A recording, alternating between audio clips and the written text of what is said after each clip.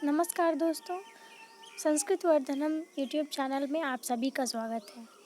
दोस्तों, आज की इस वीडियो में हम लोग LNMU BA part 1 Sanskrit honours इसके लिए आज हम लोग एक टॉपिक को कवर करेंगे जो कि हमारा है श्रीमद् भगवद गीता का।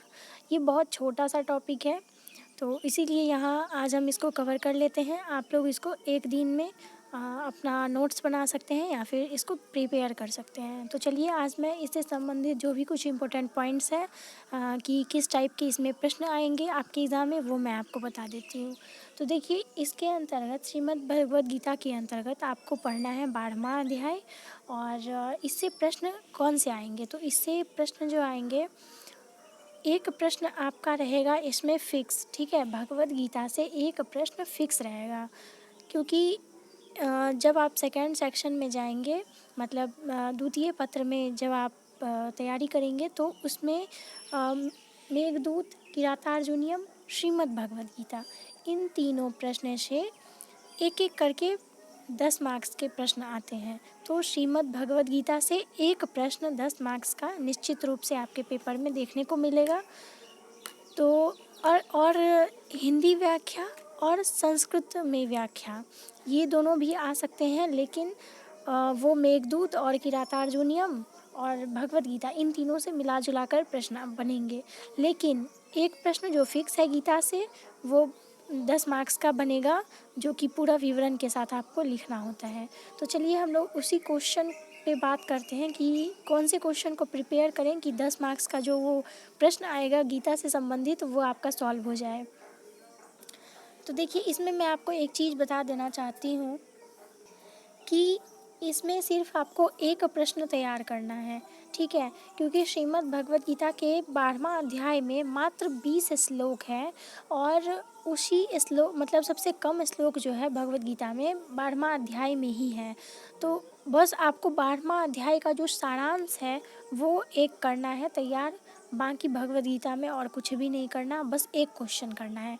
तो मैं आशा करती हूँ कि आपको ये चीज़ समझ में आया होगा कि यहाँ पे अंक विभाजन किस प्रकार किया गया है कि मेघदूत, किरातार्जुनीयम, भगवद गीता, इन तीनों सेक्शन से यहाँ पे आलोचनात्मक प्रश्न पूछे जाएंगे 10x3, यानी कि 10 मार्क्स के 3 प्रश्न बनेंगे, एक किरातार्जुनीयम से, एक भगवद गीता से और एक मेघदूत से, ठीक है।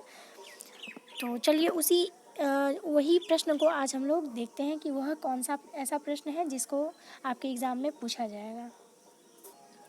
तो ये है भगवद गीता का 12वां अध्याय, ठीक है। अब इसके अंतर्गत जो इम्पोर्टेंट श्लोक है मैं उसको बता देती हूँ।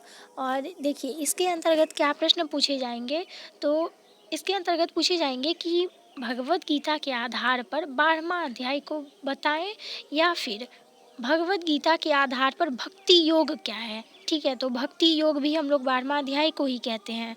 तो ये नहीं कि अगर क्वेश्चन आए कि भक्ति योग क्या है, तो ऐसा मत सोचिएगा कि वो कौन से अध्याय से है भगवद गीता के, वो भी 12वें अध्याय का ही है।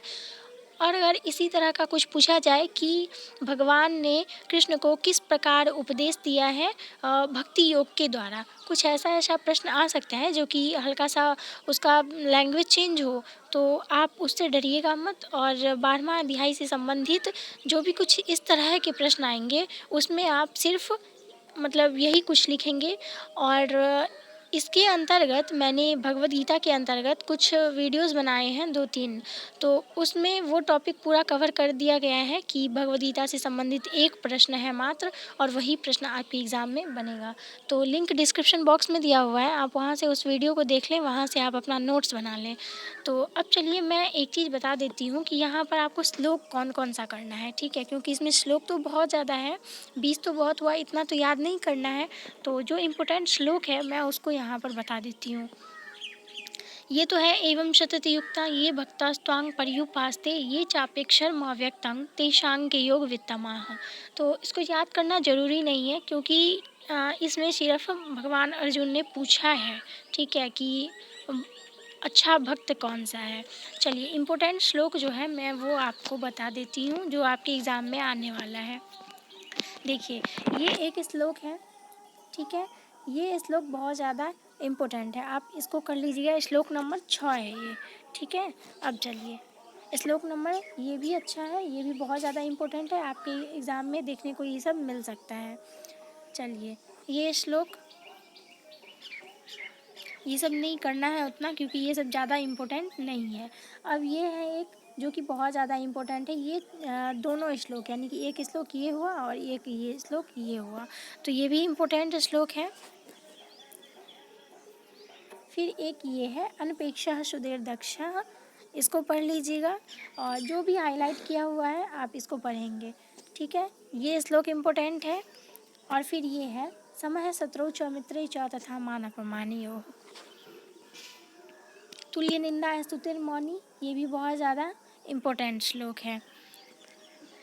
चलिए, तो इतना श्लोक है जो कि आपको याद करना है, और इससे संबंधित आपके एग्ज़ाम में हिंदी व्याख्या करने के लिए अगर आए तो आप इसको कर लीजिएगा। बाकी संस्कृत व्याख्या पर एक मैं सेपरेट वीडियो लाऊंगी, जिसमें मैं संस्कृत व्याख्या, मेघदूत, किरातार्जुनीयम और साथ में गीता, इन तीनों का एक एक संस्कृत व्याख्या करवा दूंगी, और उसी संस्कृत व्याख्या को आप लोग याद कर लीजिएगा, या फिर जो भी अपना समझना हो उसको समझ लीजिएगा, और वही आपको एग्ज़ाम में जाके लिखना है। तो इतना श्लोक है जो कि बहुत ज़्यादा इम्पोर्टेंट है, तो इसको आप करिएगा। और साथ ही भगवद गीता पर मैंने जो वीडियो बना रखे हैं उससे आप अपना नोट्स बना लीजिएगा, क्योंकि उसमें प्रश्न उत्तर मैंने करवाए हैं। जो प्रश्न उत्तर आपके एग्ज़ाम में आने वाला है, एक प्रश्न है भगवद गीता से संबंधित, मैंने पहले बताया, उस प्रश्न उत्तर को उसमें कवर किया गया है, तो आप उसको कर लीजिएगा। बस इससे ज़्यादा भगवद गीता में कुछ करने की ज़रूरत नहीं है, क्योंकि प्रश्न एक ही आएंगे कि भगवद गीता के आधार पर 12वां अध्याय को लिखें, या फिर भक्ति योग को बताएं, या फिर भगवान ने भक्ति योग का संदेश अर्जुन को किस प्रकार दिया है। बस इस तरह के प्रश्न आएंगे, जो कि 12वां अध्याय से संबंधित आप जितना भी श्लोक याद किए हैं, इसमें जितना भी श्लोक आप याद करेंगे, भगवद गीता में जाके यही श्लोक आपको लिख देना है, ठीक है। अगर आप इस श्लोक को भी लिख देते हैं भगवद गीता में, तो आपके अच्छे मार्क्स आ जाएंगे, ठीक है।